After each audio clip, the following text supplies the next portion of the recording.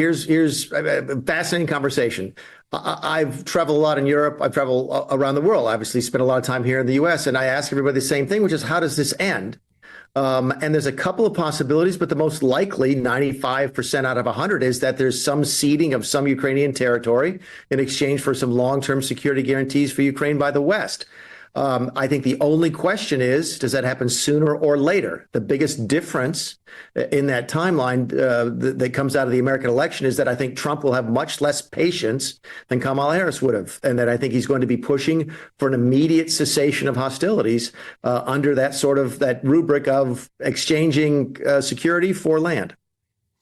So, Mick, that will be a solution which won't please Volodymyr Zelensky, perhaps. That's a solution that won't please perhaps the European Union, the world leaders who seem to have taken his side. No. But I guess Donald Trump's going to do what? Say, well, that's your deal, take it or leave it? Well, I mean, what do the European leaders want? I know what Zelensky wants, and I don't blame him. He wants all of his land back, including Crimea.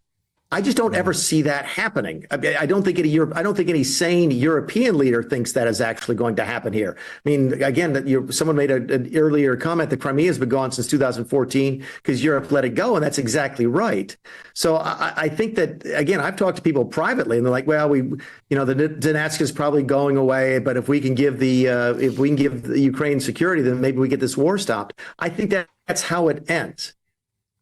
And Mick, there's been much talk about Donald Trump finally making European nations cough up the money they're due to pay into NATO. It's meant to be 2%. The UK honours that. Germany doesn't. Spain doesn't. France doesn't. Italy doesn't. Hardly any of them do. It might even go up to 3%. Is that the route forward? Donald Trump's going to say, why should I pay for your security? Cough up yourselves. Oh, let's be perfectly clear. Yes, that's where, not where he's going. That's where he is.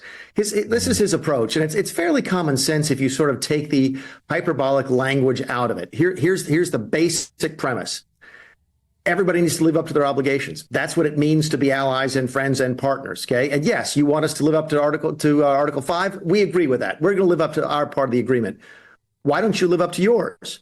And the gentleman's agreement was 2% GDP. And I think him jawboning that issue has been helpful to Europe. I think you could make the argument that NATO was actually stronger at the end of the Trump first term.